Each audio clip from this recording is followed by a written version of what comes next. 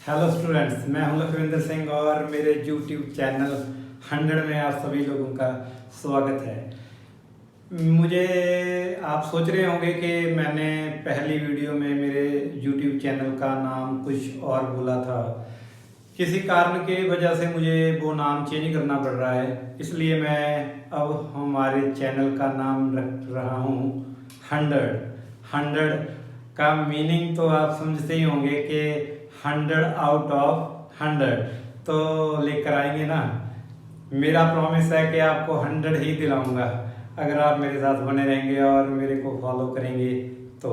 Okay, आज हम बात करने वाले हैं 10th क्लास के chapter number 2 according to NCERT polynomials.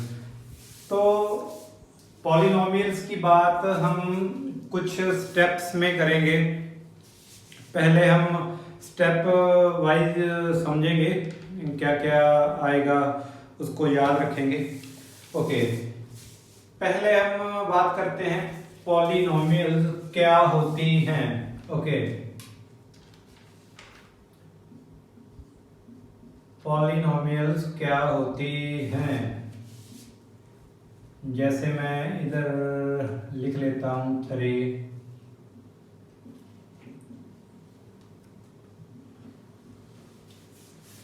Okay, आपका ये पहला ही क्वेश्चन होना चाहिए कि सर आपने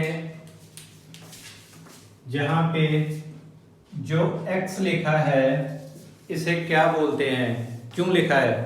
ओके, इसको बोलते हैं वेरिएबल। जो वेरी कर सकता है उसे हम वेरिएबल बोलते हैं। मीनिंग क्या है कि जब हम ग्राफिकली वर्क करते हैं, जैसे आप जानते होंगे इसे एक्स एक्सिस बोलते हैं और इसको वाई एक्सिस बोलते हैं, है ना। ओके, जब हम एक्स की तरफ कुछ बात करते हैं, मतलब कोई भी पॉलिनोमियल को लिख रहे हैं, तो हम उसे लिखेंगे y is equal to like this.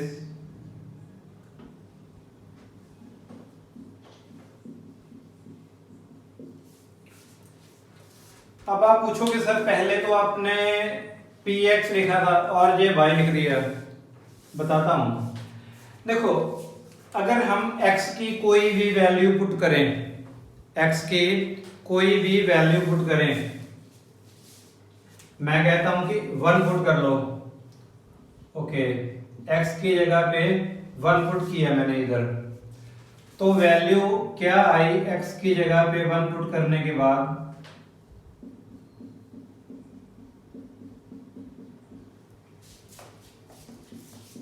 1 आया, 2 आया, 7 आया, 6 आया, ये मेरे पास हो गया 7, 14, 15।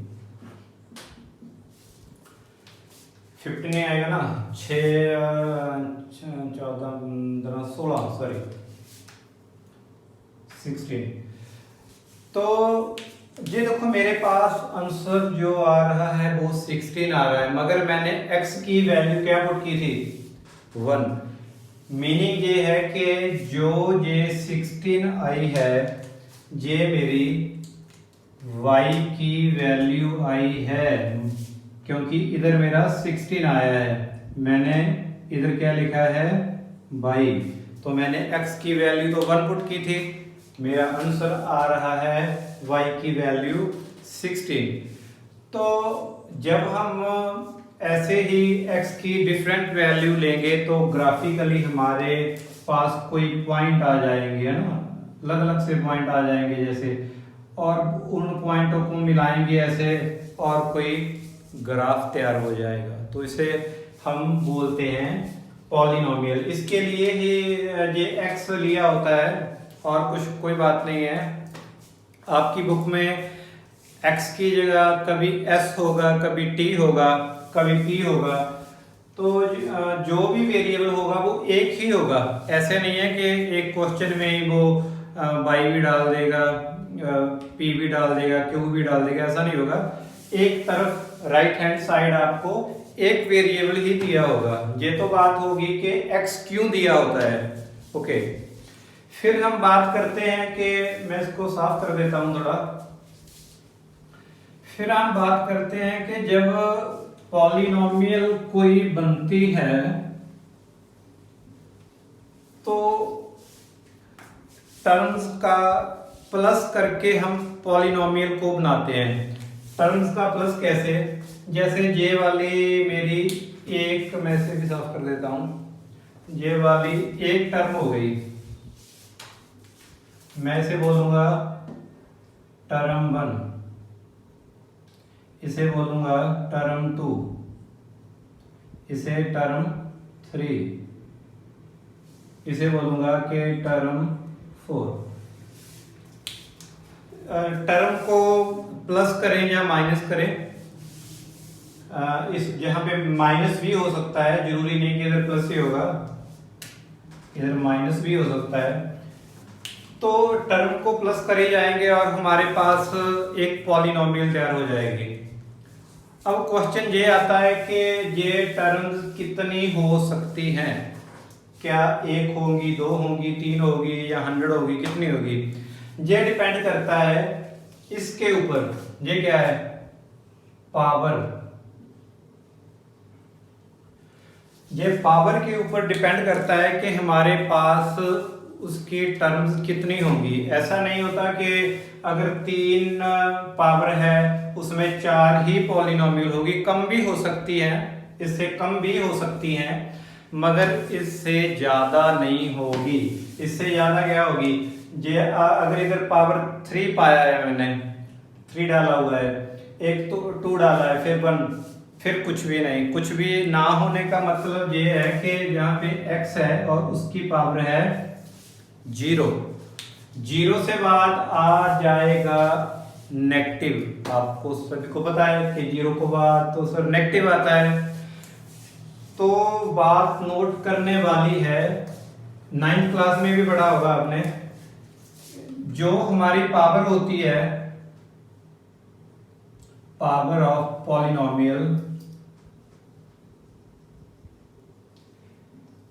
ये हमारी होल नंबर आती है, होल नंबर आती है, जहां ऐसा बोलो कि होल नंबर ही होनी चाहिए, नेगेटिव में नहीं होनी चाहिए। होल नंबर का मतलब क्या है? 0 से बड़ा कुछ भी आ सकता है, ठीक है ना। अगर टर्म्स की हाईएस्ट पावर 3 होगी तो इसमें 4 टर्म्स होंगी, 4 से ज्यादा टर्म्स नहीं होंगी। कम जरूर हो सकती हैं, ऐसे हो सकता है कि 7x ना हो तो 3 होगी, ठीक है। मैक्सिमम टर्म्स है जो 4 ही होगी। तो जितनी भी पॉलिनोमियल की हाईएस्ट पावर है, जैसे 2 है, 2 से एक ज्यादा हमारी टर्म्स होंगी, ठीक है ना। 2 है हाईएस्ट पावर, तो कितनी टर्म होगी? 1 2 3, ठीक है, 4 नहीं हो सकती फिर। तो मुझे लग रहा है कि ये आपको पता चल गया होगा कि टर्म का क्या फंडा है, कैसे लेते हैं हम।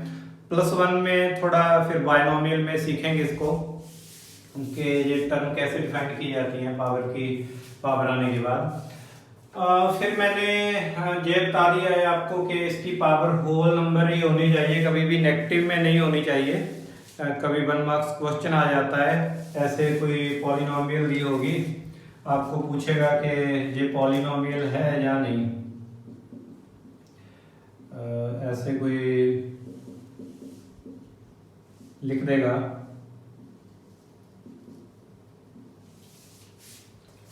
तो ये पॉलिनोमियल है या नहीं, क्योंकि इसकी पावर नेगेटिव में आ गई है तो ये पॉलिनोमियल तो हो नहीं सकती, पॉलिनोमियल तो हो नहीं सकती।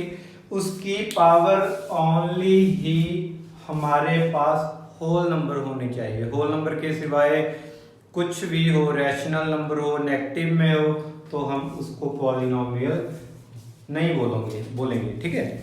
ये तो बात होगी कि हम पॉलिनोमियल कब बनाते हैं, कैसे बनाते हैं और क्या होती है। इसको मैं साफ कर रहा हूं, ठीक है। इसके बाद हम आ जाते हैं पॉलिनोमियल की टाइप्स की तरफ। पॉलिनोमियल्स की टाइप होती हैं थोड़ी,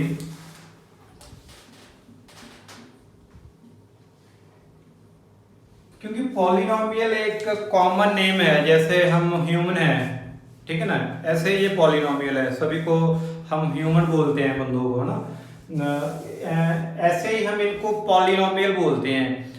जैसे हमारे नाम रखे हुए हैं, हम एक दूसरे को नाम से बुलाते हैं, वैसे ही पॉलिनोमियल को भी नाम से ही याद रखा जाता है। जैसे जिसकी पावर 1 हो, मैं इधर लिख लेता हूं, जिसकी पावर 1 हो उसका नेम होता है लीनियर। ओके, जिसकी पावर 2 है वो उसको बोलते हैं हम क्वाड्रेटिक। जिसकी हाईएस्ट पावर 3 हो उसको बोल लेते हैं क्यूबिक। जिसकी हाईएस्ट पावर 4 हो उसको बोल लेते हैं बाई क्वाड्रेटिक। ठीक है, बस 3-4 याद रख लो। आपके सिलेबस में वैसे 3 ही है, मैंने एक एक्स्ट्रा करा दिया आपको। ये जो पावर है ये हर एक टर्म की नहीं देखनी होती, ये पूरी पॉलिनोमियल की देखनी होती है। ये पावर हाईएस्ट होनी चाहिए, ये भी मैं लिख देता हूं, ये हाईएस्ट पावर होनी चाहिए।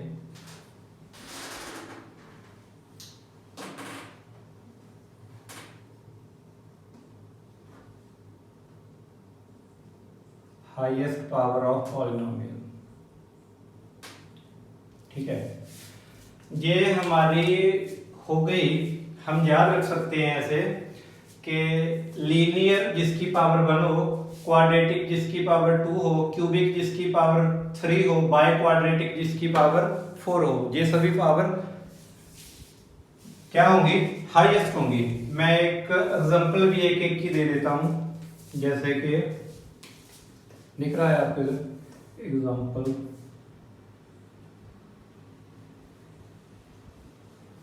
इसकी एग्जांपल मैं कोई भी ले लेता हूं, जैसे 2x + 6, क्वाड्रेटिक की लिख लेता हूं 2x की 2, 4x 1, क्यूबिक की लिख लेता हूं और y क्वाड्रेटिक की भी लिख लेता हूं।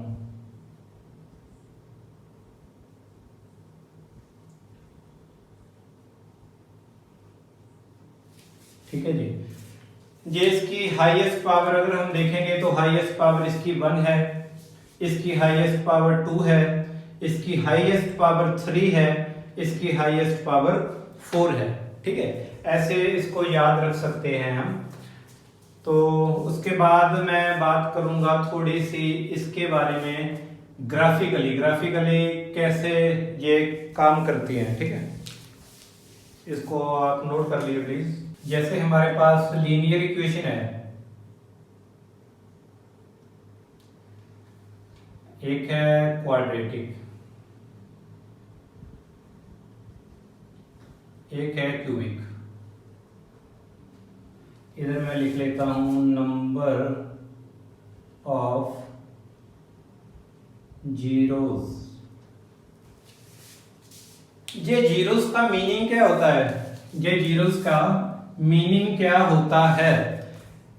मीनिंग इसका ये होता है कि हमें एक ऐसा नंबर मिल जाए, जब हमें उसे पॉलिनोमियल में पुट करें, जब हम उसे पॉलिनोमियल में पुट करें, वो सारी पॉलिनोमियल को जीरो बना दे। समझ रहे हो ना मेरी बात?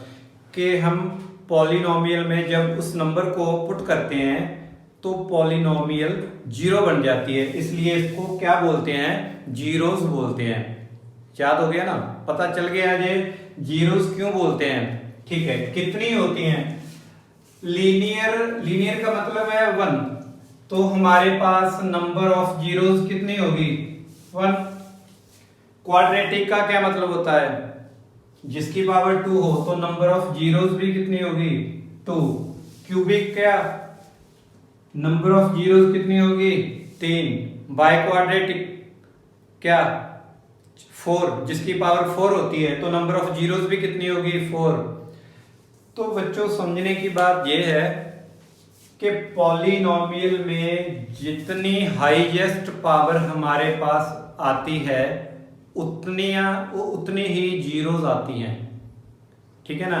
जितनी हाईएस्ट पावर आती है उतनी ही नंबर ऑफ जीरोस होती हैं। अगर लीनियर है तो 1 होगी, क्वाड्रेटिक है 2 होगी, क्यूबिक है तो 3 होगी, इससे ज्यादा है जितनी भी हैं, चाहे 100 पावर है पॉलिनोमियल की फॉर एग्जांपल, तो उसकी 100 वैल्यूज होंगी। मतलब कि 100 नंबर ऐसे होंगे जब हम उसे पॉलिनोमियल में पुट करेंगे उसका आंसर हमारे पास 0 आएगा, ठीक है। ओके,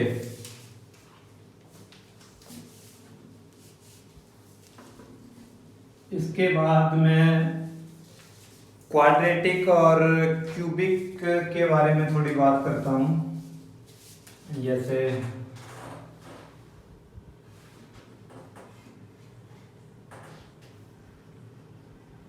क्वाड्रेटिक पॉलिनोमियल,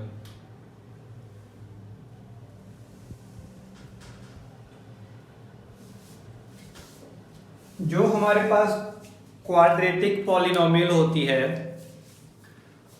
उसकी हम स्टैंडर्ड फॉर्म ये लिखते हैं ax²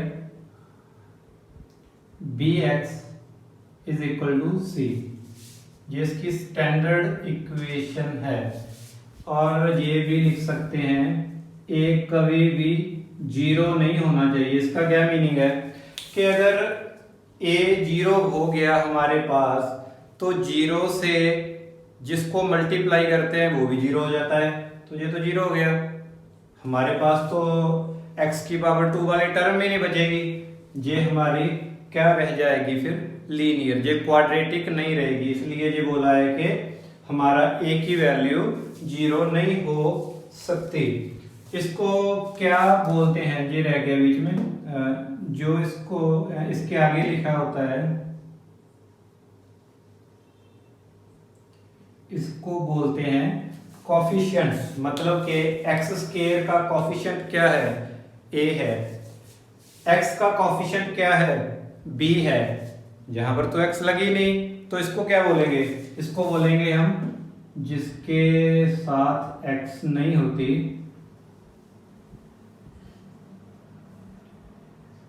कांस्टेंट टर्म, ठीक है ना। जहाँ ये बोल लो कि x की पावर 0 है, वैसे लिखी नहीं होगी, जिसकी पावर 0 होती है मैथ में तो वो 1 आता है, आपको पता है, तो हम उसे बोलेंगे कांस्टेंट, ठीक है।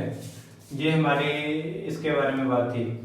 और हमें एग्जाम में ये क्वेश्चन आएगा कि 2 जीरोस आपको दी हुई हैं, उसका एक सम करो, एक प्रोडक्ट करो और एक पॉलिनोमियल को हमें बनाकर दिखला दो। ओके, हमें ये तो पता है कि जितनी हाईएस्ट पावर है उतनी ही जीरोस होगी। ओके, हम लेट कर लेते हैं, मैं इसको साफ कर देता हूं। हम लेट कर लेते हैं कि इसकी हमारे पास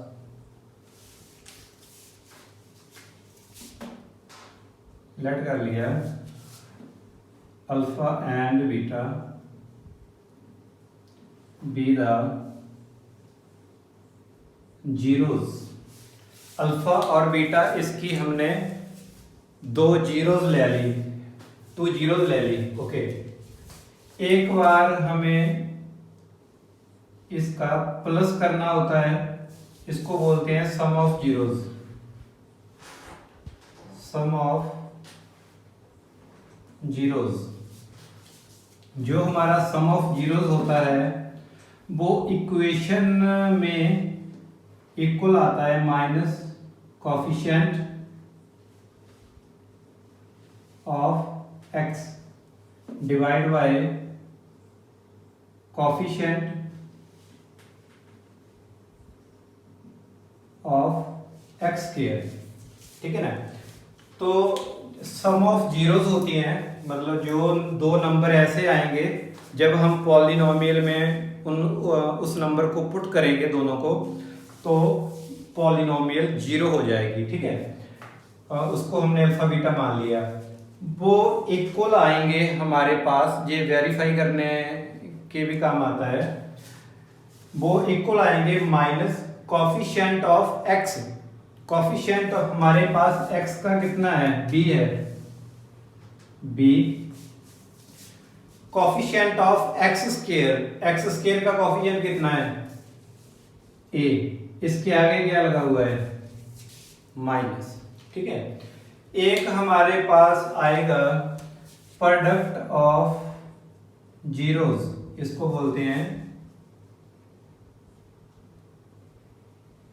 प्रोडक्ट ऑफ जीरोस।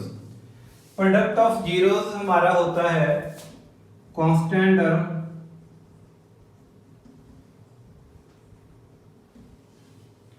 और coefficient of x square. Constant term हमारी कितनी आई थी, कांस्टेंट हमारी आई थी c, और कोफिशिएंट एक्स स्क्वायर का कोफिशिएंट कितना है, a, ठीक है ना। हमने a को बोला था कि जीरो नहीं होना चाहिए, ठीक है ना, क्योंकि अगर ये जीरो हो गया पहली बार तो ये क्वाड्रेटिक ही नहीं रहनी। दूसरी बात, अगर जहां पे जीरो पुट कर दो, किसी नंबर के डिनोमिनेटर में जीरो आ जाए तो क्या बन जाता है, अनफिनिटी, अनडिटरमाइंड फॉर्म, वो बननी नहीं चाहिए होती। तो जहां भी हम देख सकते हैं कि a की वैल्यू कभी भी जीरो नहीं आ सकती।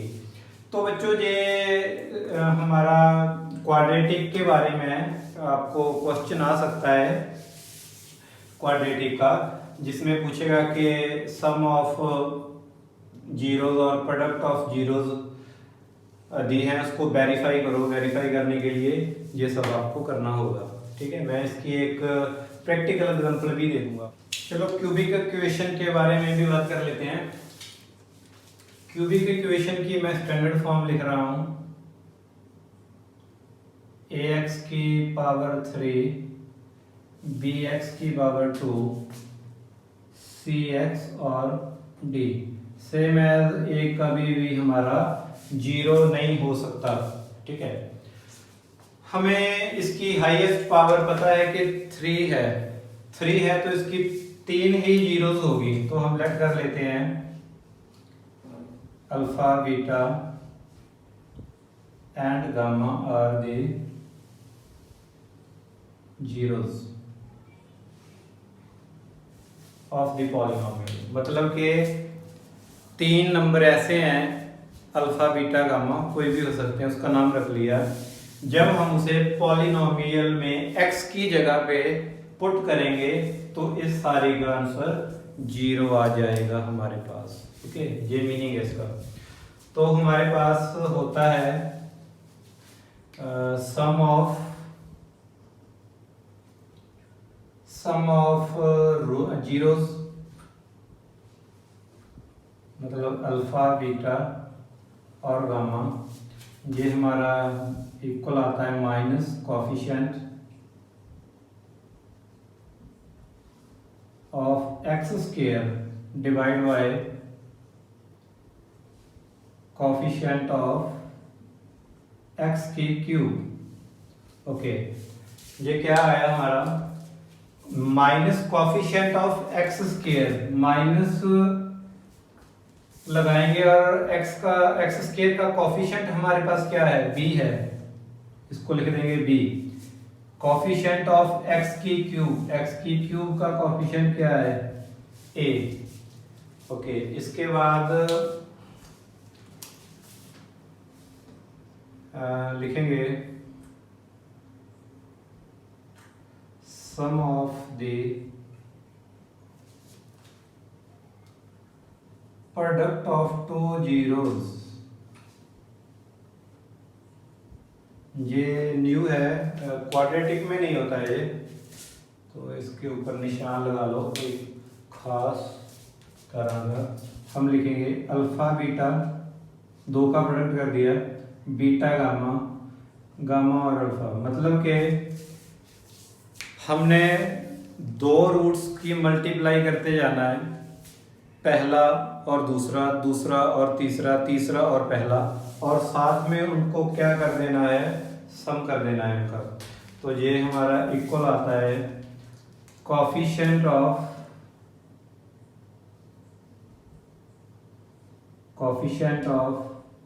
x divide by coefficient of x की क्यूब, यहाँ पे माइनस नहीं होता है, ठीक है। x का कोफिशिएंट क्या है हमारे पास, c है, और x की क्यूब का कोफिशिएंट क्या है, a। और इसके बाद हमारा एक रह गया है product of the zeros, product of zeros, मतलब कि अल्फा बीटा और गामा का प्रोडक्ट कर दो। ये हमारा आता है माइनस कांस्टेंट टर्म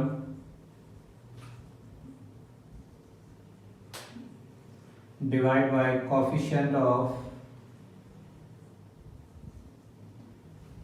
x की क्यूब।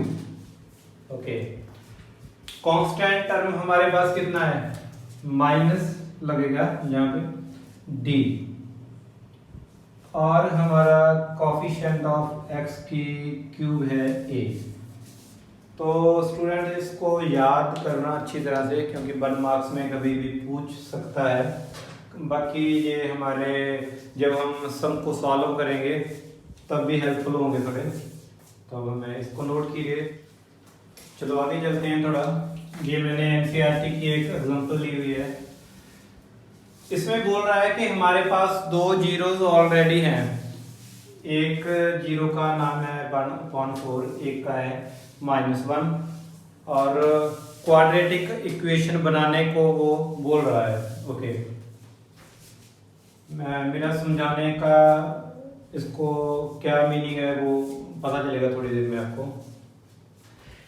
देखो, जब हम कोई क्वाड्रेटिक इक्वेशन हमें दी हुई होती है, जैसे कि मैं जनरल फॉर्म की बात कर लूं, हम इसके सम ऑफ रूट्स लिखते हैं alpha plus beta, product of root लिखते हैं अल्फा बीटा मल्टीप्लाई। ये हमारे इक्वल आ जाते हैं, इक्वल आ जाते हैं कि -b अपॉन a, ये आ जाता है c अपॉन a। मैं बोल लेता हूं कि x प्लस बीटा की जो वैल्यू है, x upon beta, sorry x plus beta की जो वैल्यू है, ये हमें हमारे पास दी हुई है, कोई भी ले लो -3, और ये है प्रोडक्ट ऑफ 2, मतलब कि ये पॉलिनोमियल कुछ ऐसी दी होगी हमें,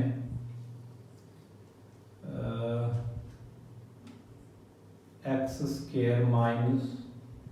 3x + 2, ये भी होगी, मतलब कि दोनों जीरोस का सम दिया होगा -3, और प्रोडक्ट दिया है उसने 2, ठीक है। तो हमारे पास ये बात होगी कि अगर हम इसे सॉल्व करें तो हमारे पास क्या आएगा, हमारे पास, मैं इधर सॉल्व कर लेता हूँ, -3 b अपॉन a था, -3a -b, माइनस से माइनस में कैंसिल करवा देता हूँ, ये मेरी b की वैल्यू आ गई। ओके, फिर मैं इसे सॉल्व करता हूँ,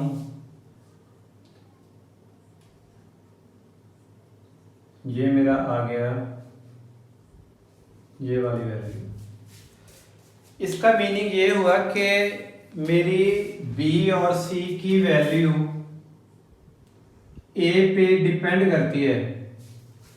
जितना मैं a को चेंज करता रहूँगा, वैसे ही मेरी बी और सी की वैल्यू चेंज होती रहेगी, ठीक है ना, यही मीनिंग है इसका।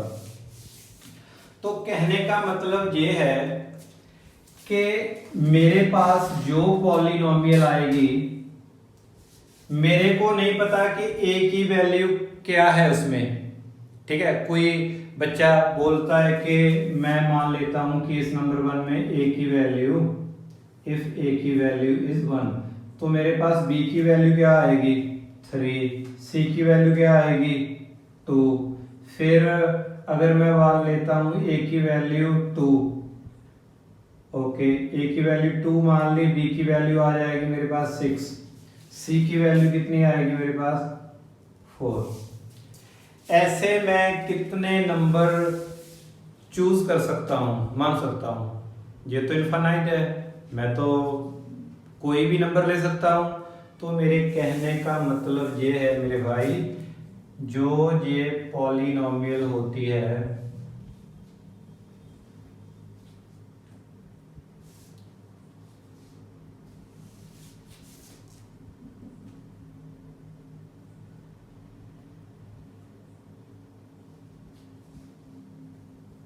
ऐसे लिख लेता हूं मैं, इसके आगे में मैं डाल लेता हूं के, एनी कांस्टेंट, मतलब कि मेरे पास जो क्वाड्रेटिक इक्वेशन आएगी वो इनफाइनाइट आ सकती हैं।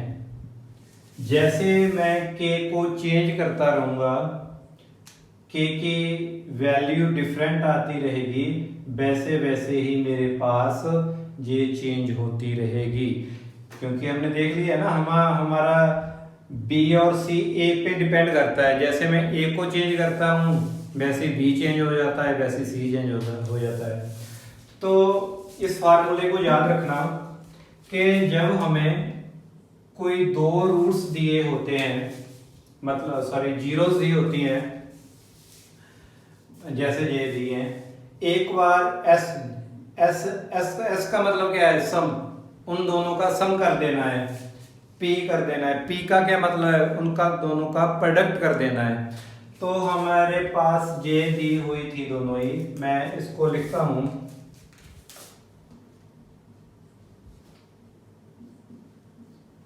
X square. अगर मैं दोनों का सम करूं, रफ कम में करके देख लो, ऐसे इधर -1 है, मैं एलसीएम लेता हूं तो -3.4 आ गया। प्रोडक्ट करते हैं दोनों का तो -1.4 आ जाएगा। ओके, इसकी इक्वेशन का एलसीएम लेते हैं, 4x² 3x -1 डिवाइड बाय 4, ये हमारी इक्वेशन आ जाएगी। तो बच्चे यहाँ पे ना थोड़े कंफ्यूज हो जाते हैं, वो सोचते हैं कि यार पता नहीं ये के का क्या करें। तो हम क्या करते हैं कि अपनी तरफ से के की वैल्यू को 4 ले लेते हैं। 4 से तो 4 कट जाएगा, क्योंकि मैंने लिखा है एनी कांस्टेंट नंबर, कोई भी हो सकता है, क्योंकि ये इनफाइनाइट होती हैं, ये होती हैं, इधर लिख लो इनफाइनाइट, ये अनगिनत हो सकती हैं हमारे पास। तो एक इसको करने का तरीका ये है, भी के को भी 4 ले लो, अपने जो डिनोमिनेटर आता है 4 से 4 कट जाएगा और आपका आंसर आ जाएगा, ठीक है। बहुत टीचर ऐसे भी करवा देते हैं कि आप ऐसे करो, इसको मैं साफ रखता हूं एक, कि आप ऐसे करो, के को छोड़ो, बस आप याद रख लो इसको, ओनली इसको, इसमें वैल्यू पुट करो और जीरो के इक्वल ले लो सारी पॉलिनोमियल को। ये हमारे पास ऐसे बनी और इसको क्या ले लिया, जीरो के इक्वल। ओके, एलसीएम लेंगे 4x² 1 और 4, और ये 4 हमारा इधर जाकर हो जाएगा 0, तो आंसर क्या आएगा, 0, ठीक है। ऐसे भी कर लेते हैं। बट मुझे वाजिब ये लगता है क्योंकि हमें समझना है, थोड़ा समझना है, रट्टा नहीं मारना है। तो समझने के लिए तो भाई ये ठीक है फिर। तो इसको हम ऐसे लिख सकते हैं 4x की स्क्वायर 3x माइनस 1। ठीक है, चलते हैं हमारे ग्राफिक्स की तरफ। ग्राफिकली थोड़ा समझते हैं कि ये कैसे होते हैं। ओके, ग्राफिकली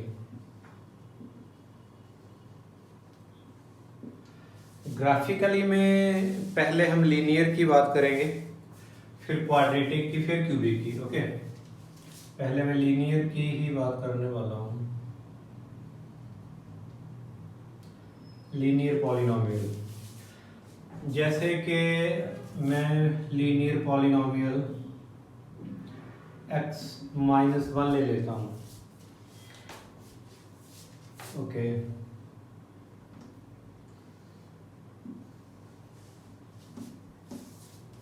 जैसे ही मैं कोई x की वैल्यू इसमें पुट करूंगा, फॉर एग्जांपल के मैं कर लेता हूँ x की वैल्यू को 2 पुट कर लिया, तो मेरे पास जो वैल्यू आई वो 1 आई। 1 क्या आई, हमने पहले भी पढ़ा है कि ये जो 1 आया है ये मेरी y की वैल्यू है।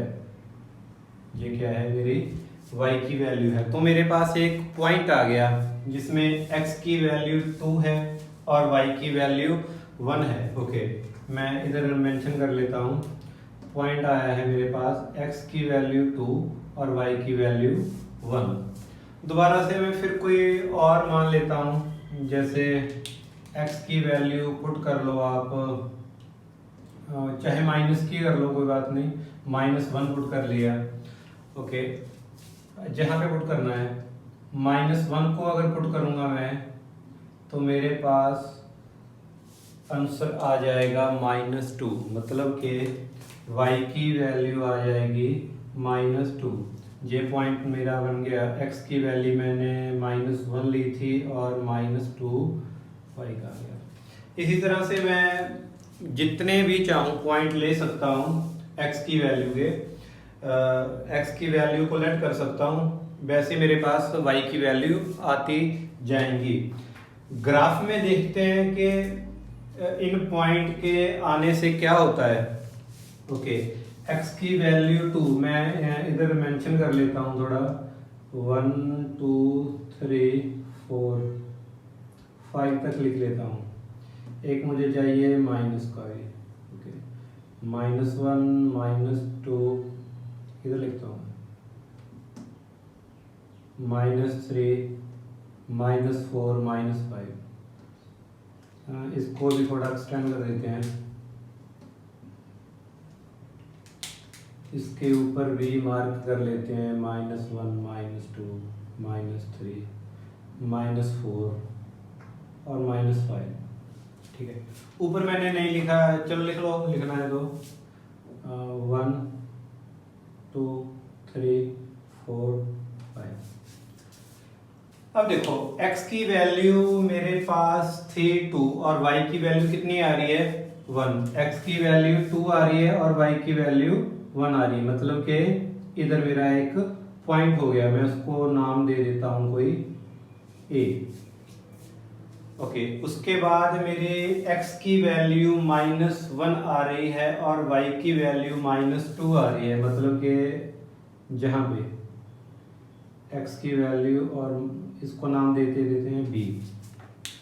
अब मैं क्या करता हूं, इन दोनों पॉइंट को आपस में मिला देता हूं।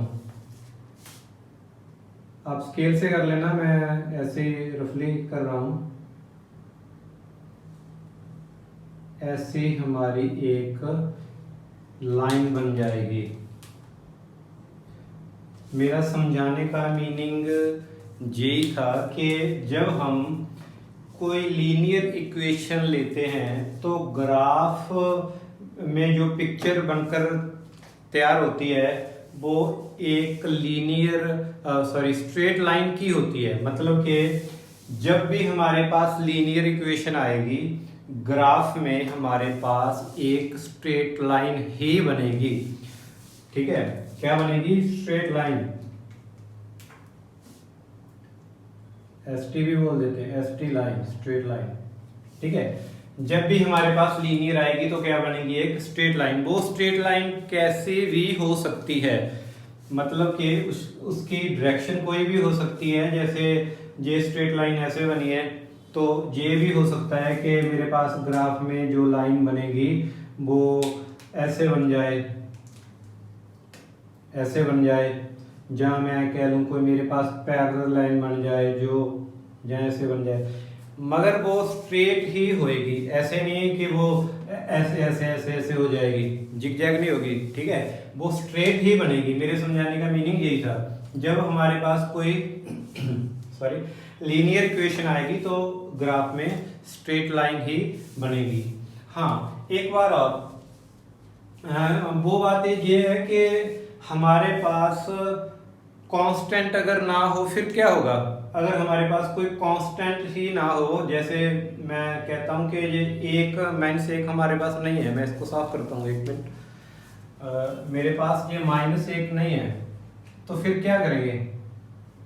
फिर मेरे पास y की जो वैल्यू है वो चेंज होने लगेगी। ओके, x की वैल्यू मैंने कोई 2 ले ली, x की वैल्यू 2 ले ली, जहां पे पुट की तो मेरे पास आंसर भी ऑब्वियस है 2 ही आएगा। ये क्या है? y है, तो y की वैल्यू कितनी आई? 2। पॉइंट क्या बना मेरे पास? इधर लिखता हूं मैं, x की वैल्यू भी 2 आई और y की वैल्यू भी 2 आई। ठीक है, अगर मैं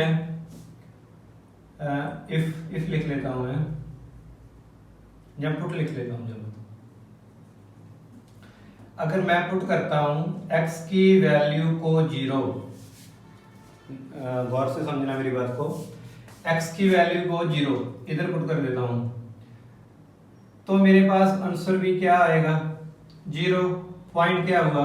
x की भी 0, y की भी 0। ऐसे ही मैं कोई x की वैल्यू माइनस में डाल लेता हूं, पुट कर लेता हूं x की वैल्यू -1, आंसर क्या आएगा? -1। तो y की वैल्यू भी क्या होगी? -1। पॉइंट क्या आया? -1। जो मैं पुट कर रहा हूं वही मेरे पास आंसर आ रहा है। तो ग्राफ में जो पिक्चर तैयार होगी, ये क्वेश्चन आ जाता है कभी, इसलिए मैं बता रहा हूं। इसको मैं सॉल्व करता हूं।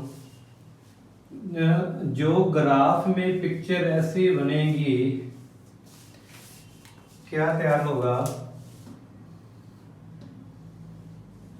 वैसे ही मैं जल्दी से मार्क कर लेता हूँ 1 2 3 और 5, बस नहीं,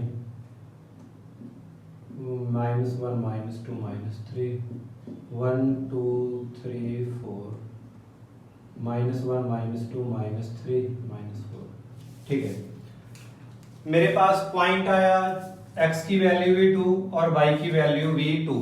मतलब कि x की वैल्यू अगर मैं 2 लूं और y की वैल्यू भी 2 लूं, तो जहां पे पॉइंट आ जाएगा मेरा कोई, इसको नाम दे देता हूं a। ओके, उसके बाद x की वैल्यू अगर मैं 0 पुट करता हूं तो y की वैल्यू भी 0 आती है, मगर जहां पर हमारा पॉइंट 0 0 होता है, आपको पता ही है, रीजन बोलते हैं इसको।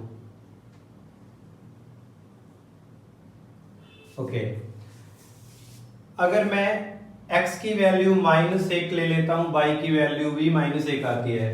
x की वैल्यू -1, y की भी -1, जहां पे आ जाएगी, इसको इधर मेंशन कर लेते हैं, इसका नाम कोई भी डाल दो, जैसे भी। ओके, अब मेरे पास जो स्ट्रेट लाइन बनेगी वो ऐसे बनेगी। आप अगर इधर ध्यान से देखो तो थोड़ा सा पहले से फर्क है। क्या फर्क है? जो हमारी पहली स्ट्रेट लाइन थी वो ओरिजिन में से पास बिल्कुल नहीं हो रही थी, वो दूर से जा रही थी। समझ रहे हो ना मेरी बात?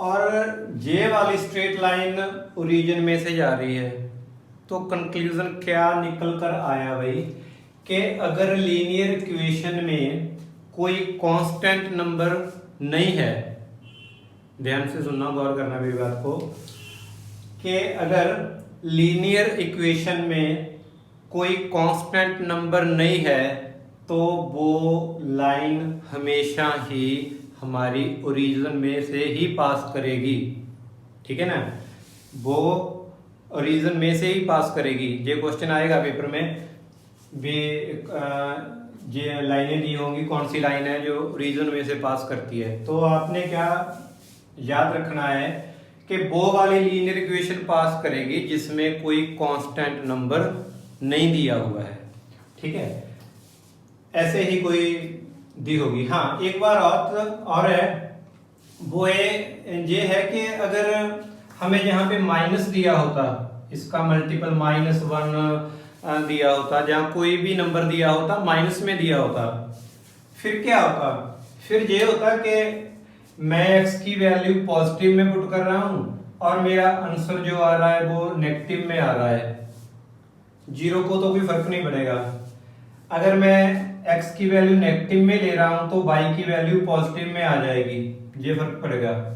इससे क्या होगा कि मेरी जो लाइन है उसके पॉइंट चेंज हो जाएंगे, 2 और -2 इधर आ जाएगा, एक और -1 इधर आ जाएगा। मैं ये लाइन को ऐसे ड्रा कर दूंगा, इधर ला लेता हूं, ऐसे ड्रा कर दूंगा, मगर जे लाइन भी तो रीजन में से ही पास हो रही है, जे लाइन भी तो रीजन में से ही पास हो रही है। तो हम इस बात पर पहुंचते हैं कि x का कॉफिशिएंट है जो, अगर तो वो पॉजिटिव में हुआ तो लाइन ऐसे बनेगी, फर्स्ट और थर्ड क्वाड्रेंट में लाई करेगी, ऐसे कह सकते हैं। अगर इधर माइनस हुआ तो हमारी जो स्ट्रेट लाइन है वो सेकंड एंड फोर्थ क्वाड्रेंट में लाई करेगी, मगर दोनों ही केसों में हमारी लाइन ओरिजिन में से पास कर रही है, ये कॉमन है, ठीक है, इसको याद रखना। होपफुली आपको ये समझ लग गया होगा, और मैं इसे साफ करता हूं, नोट कीजिए प्लीज। इसके बाद क्वाड्रेटिक इक्वेशन पर चलते हैं। नंबर 2 है क्वाड्रेटिक पॉलिनोमियल। क्वाड्रेटिक पॉलिनोमियल की मैं जनरल फॉर्म ही लिख लेता हूं। ओके, क्वाड्रेटिक पॉलिनोमियल से हमारे पास ग्राफ में जो बनेगा वो बनेगा पैराबोला। आप बोलोगे कि सर ये क्या है, ये तो हमने कभी सुना ही नहीं है, सुना भी नहीं होगा, पहले आया नहीं, क्योंकि ये +1 का टॉपिक है। पैराबोला बनता है जब हमारे पास क्वाड्रेटिक इक्वेशन आ जाती है। पैराबोला क्या होता है, एक ऐसे यू की शेप का होता है, यू बना लेते हैं हम। तो ग्राफ में कहीं भी हमारे पास यू बना हो तो हमें पता चल जाएगा कि ये क्वाड्रेटिक इक्वेशन का काम है, ठीक है ना। ये क्वाड्रेटिक इक्वेशन दी होगी, उससे ही हमारे पास पैराबोला बना है। क्वेश्चन ये है कि पैराबोला हमारे को जो दिया होगा, उसने इक्वेशन दी होगी क्वाड्रेटिक इक्वेशन, ये तो हमें पता चल गया कि उसके साथ पैराबोला ही लाई करेगा, क्या बनेगा, ऐसा बोल सकते हो। ये जो पैराबोला होता है इसकी 4 टाइप्स होती हैं, 4 तरह का हो सकता है, ये बोल सकते हो। कौन कौन सी होती हैं मैं एक बार लिखता हूँ, फिर मैं ग्राफिकली भी ड्रा करूंगा इसे। कौन कौन सी टाइप हो सकती हैं, जैसे मैं टाइप 1 को नाम देते हैं हम right hand parabola. Second type होती है लेफ्ट हैंड पैराबोला।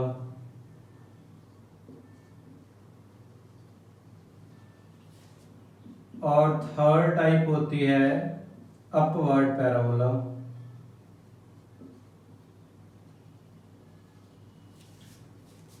और फोर्थ टाइप होती है डाउनवर्ड पैराबोला।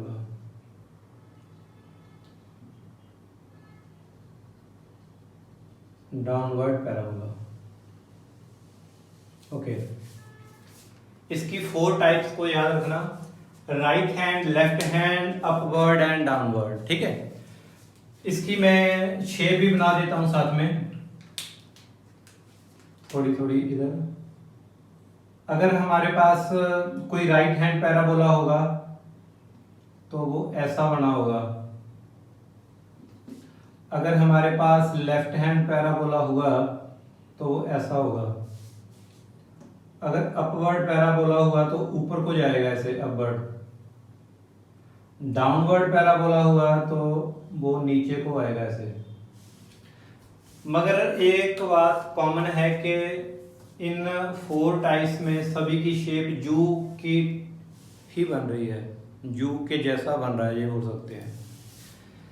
तो हमें याद कैसे रखेंगे मैथ में ना, क्या होता है कि जैसे हमने याद कर लिया कि लीनियर इक्वेशन आएगी तो उससे एक स्ट्रेट लाइन बनेगी, क्वाड्रेटिक इक्वेशन आएगी तो पैराबोला बनेगा।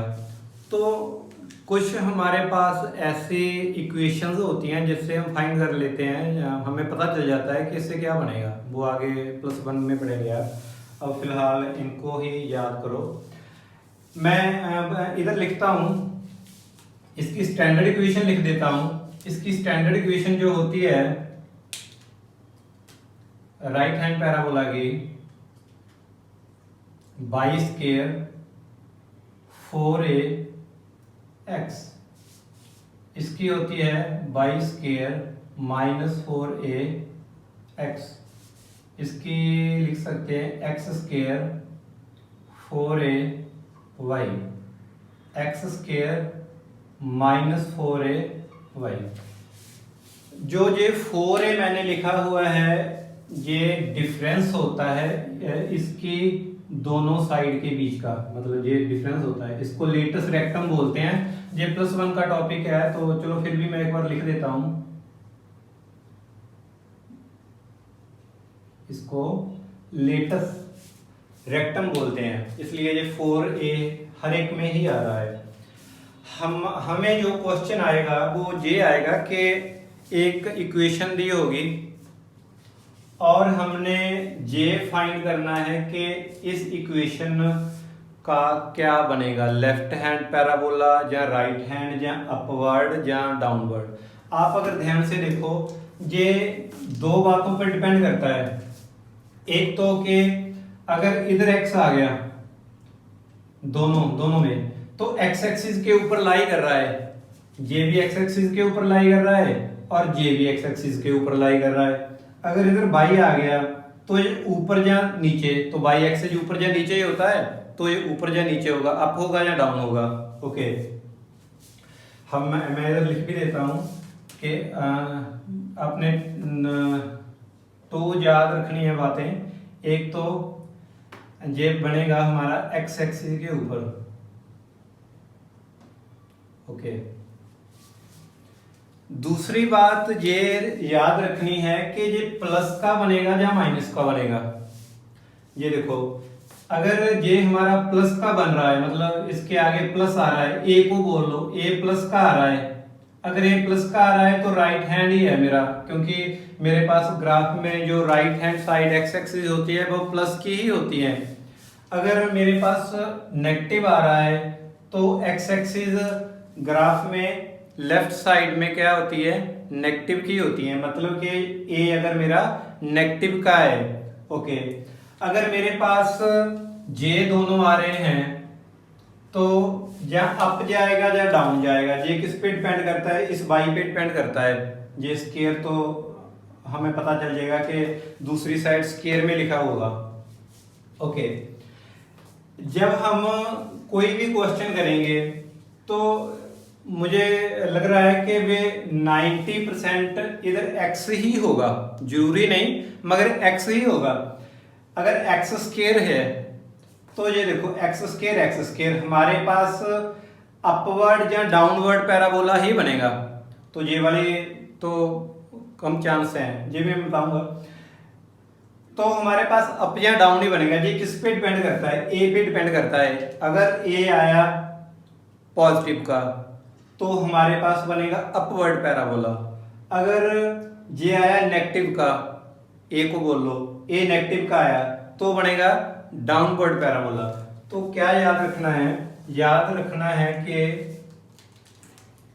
इसका साइन, ये दो बातें आपने माइंड में अच्छी तरह से याद रखनी है कि जो हमारा यू बन रहा है, पैराबोला बन रहा है, वो एक्स एक्सिस के ऊपर है या वाई एक्सिस के ऊपर है। ठीक है, उससे हमें ये पता चलेगा इसकी टाइप कौन सी है। फिर हमें साइन को भी देखना है, भी ए का साइन क्या है। मैं ए लिख देता हूं इसके आगे, ए साइन में लिखता हूं, ए साइन, ए साइन। आपने ए का साइन भी देखना है, प्लस का है या माइनस का है। ठीक है, अगर ये हमारे पास प्लस का है ए तो ये ऊपर को जाएगा, अगर ये नेगेटिव का है तो नीचे को आएगा, सिंपल। ठीक है, अगर 10% चांस हैं वैसे इसके, अगर यहाँ पे बाई लिखा हुआ आ गया, बाई स्क्वायर और बाई, इधर भी फिर बाई होगा, तो फिर जो वैल्यू आएगी वो x की आएगी, हमारे पास ऑपोजिट हो जाएगा। ठीक है ना, अगर ऐसे लिखा होगा पे by a by square b by, तो फिर इधर जो वैल्यू हमारी निकल कर आएगी वो x की आएगी। पहले हमें हमारी y की आती थी, वैसे ही x की आएगी। मतलब कि क्वाड्रेटिक इक्वेशन अगर आपको बाई वेरिएबल में दी हो, ठीक है, फिर हमारे पास लेफ्ट और राइट की प्रोबेबिलिटी बन जाती है कि पैराबोला जो होगा वो हमारा लेफ्ट होगा या राइट होगा। ठीक है बच्चों, ये आपको समझ लग गया होगा अच्छी तरह से, इसको नोट करें प्लीज। चलो करते हैं क्यूबिक इक्वेशन। इधर मैं नंबर 3 डाल लेता हूं। देखो, जो क्यूबिक इक्वेशन होती है, जैसे फॉर एग्जांपल मैं ले लूं ऐसे, क्यूबिक इक्वेशन का जो हमारे पास ग्राफ आता है, मतलब इसका ग्राफ आएगा तो ये ऐसे कुछ होगा, ये 0 0 से पास होगा, ओरिजिन से पास होकर जाएगा, ये बोल सकते हैं। क्यूबिक इक्वेशन का ग्राफ इस पर डिपेंड करता है कि क्यूबिक इक्वेशन कैसी है। कि क्यूबिक की तो बहुत डेफिनेशन हो सकती है, डेफिनेशन क्या क्या सॉरी कैटेगरीज बहुत हो सकती हैं, अलग अलग टाइप की हो सकती है। जैसे मैं लिख लूं कि फॉर एग्जांपल x की 3, इसके आगे भी कुछ डाल लूं, x की 2, 3x और 1, ऐसे कुछ बना लो, तो इसका ग्राफ अलग बनेगा। ठीक है, इसका ग्राफ हो सकता है इसका ग्राफ ऐसे बनता हो। ठीक है, इसका ग्राफ अलग। मगर एक बात क्लियर है कि जो भी क्यूबिक इक्वेशन आएगी उसका ग्राफ ऊपर और नीचे दोनों में रहेगा, दो क्वाड्रेंट कम से कम होंगे। ऐसे नहीं है कि एक में पूरा हो जाए, दूसरे में भी हो जाएगा। तो इसमें तो बस इतना ही था कि इसमें कुछ याद रखने का ज़्यादा नहीं है, और इसमें से क्वेश्चन भी मुझे लग रहा है कि नहीं आएगा आपको। ठीक है, अगर आएगा तो बेसिक ही आपको क्यूबिक इक्वेशन दी होगी, इसको मैं बेसिक ही बोलता हूँ, जो रीजन में से पास करेगी। ठीक है, चाहे इसमें नेगेटिव हो इसका कोफिशिएंट, चाहे पॉजिटिव हो, दोनों टाइम मतलब दोनों टाइम ही वो ओरिजिन से पास करेगी, ये याद रखना बात। ठीक है, फिर एक और बात मेरे माइंड में आ गई कि हम ग्राफ के थ्रू ये बता सकते हैं कि हमारे पास कितनी जीरोस होगी। हाँ, जरूर बता सकते हैं। कैसे? हम ऐसे करते हैं कि जैसे मेरे पास ये कोई ग्राफ दिया हुआ है, मैं लिख लेता हूं ऐसे, 2 3 बना लेता हूं, मैं एक बना लेता हूं ऐसे, एक बना लेता हूं ऐसे भी। ठीक है, इधर एक्स एक्सिस है,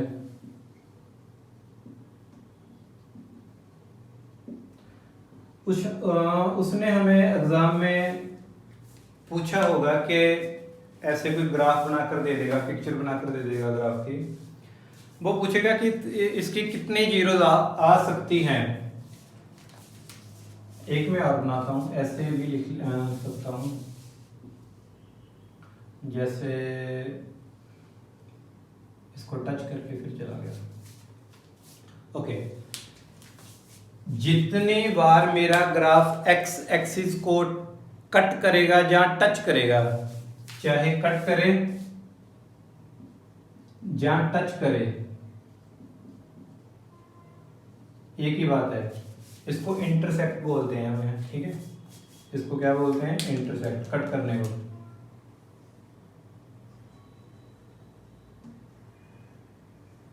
ये याद रखना। तो जितने टाइम्स वो एक्स एक्सिस को कट करेगा मेरे पास उतनी ही जीरोज आएंगी। तो ये इस ग्राफ में देखो तो 1 2 3, इसका मतलब इसमें 3 जीरोज होंगी। 1 मार्क्स क्वेश्चन आ सकता है। तो ये ग्राफ मेरा एक्स एक्सिस को सिंगल टाइम ही कट कर रहा है, तो इसमें 1 जीरो होगी, ठीक है। ये वाला अगर मैं ग्राफ देखूं, एक्स एक्सिस को कट ही नहीं कर रहा है, कट ही नहीं कर रहा है, तो मेरे पास जीरोज होगी। मतलब कि मेरे पास कोई भी जीरो नहीं आएगी।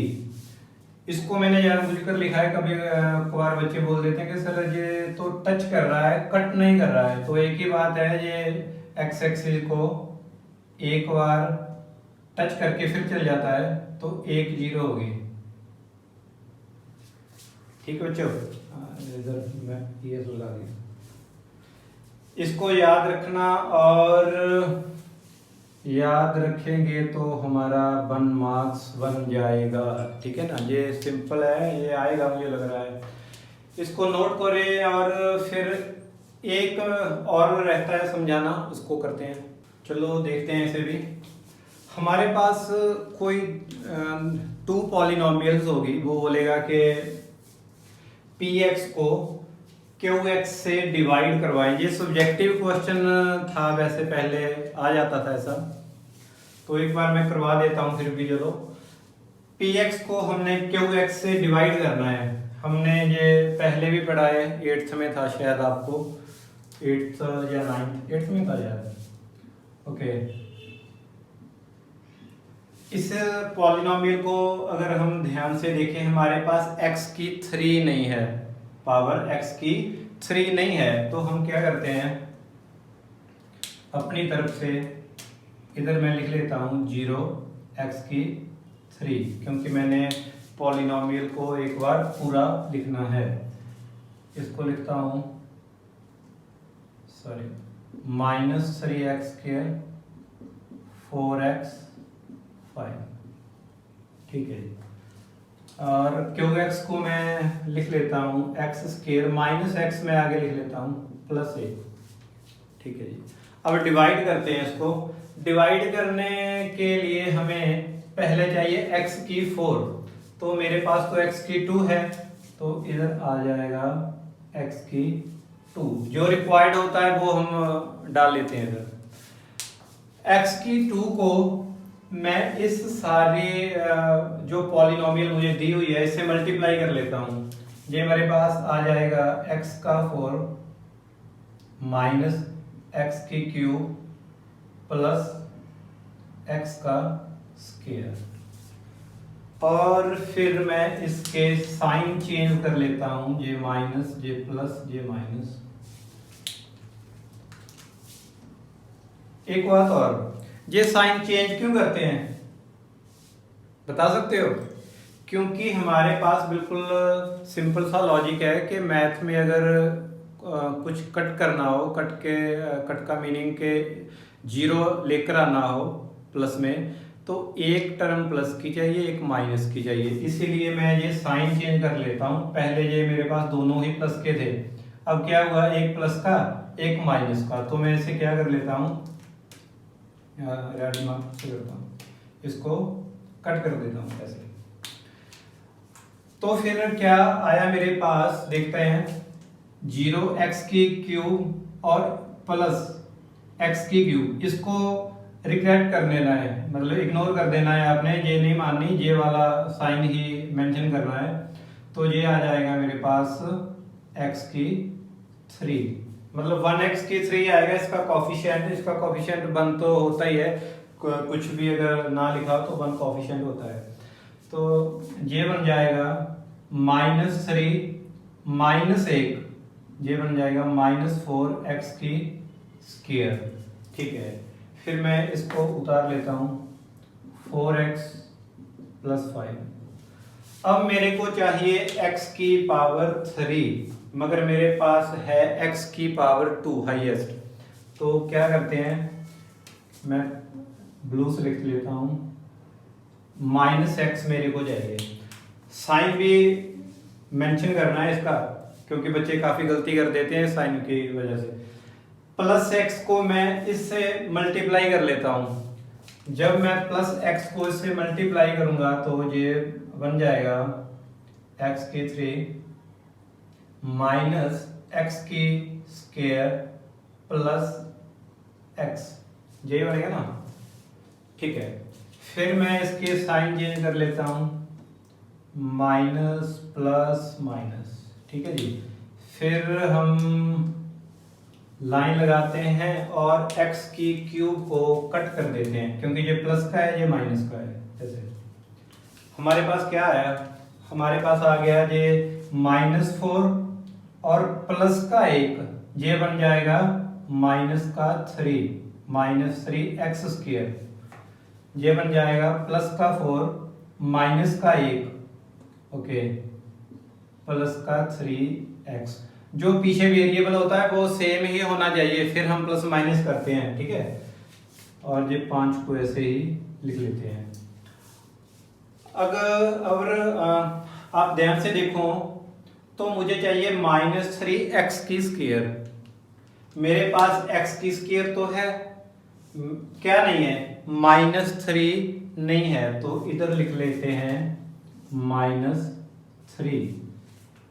अब हम क्या करेंगे, इस -3 से इसको मल्टीप्लाई करा देते हैं।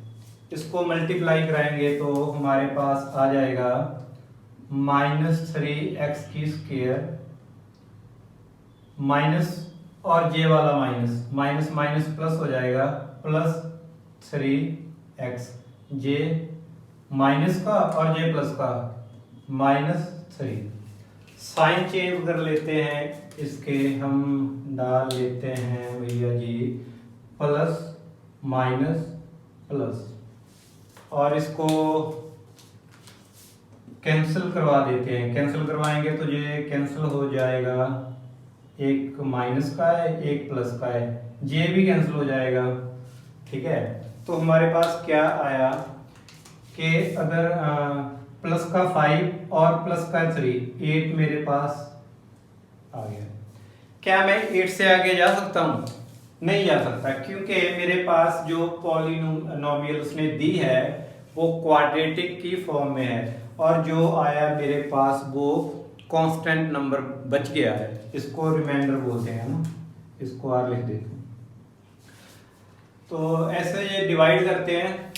एक बार फिर से इसको देखें जिन बच्चों को नहीं पता चला कि कैसे डिवाइड करते हैं। बस यही है कि पहले तो ये इम्पोर्टेंट था क्योंकि सब्जेक्टिव क्वेश्चन आते थे, अब ऑब्जेक्टिव आएंगे तो मुझे नहीं लग रहा है कि इतना ज़्यादा इम्पोर्टेंट है। एक दुक्का सम हो सकता है मे बी इससे रिगार्डिंग आए, वो हम 1 मार्क्स में कवर कर लेंगे, कोई बात नहीं। ठीक है, मिलते हैं तो फिर हमारी नेक्स्ट वीडियो MCQ के साथ।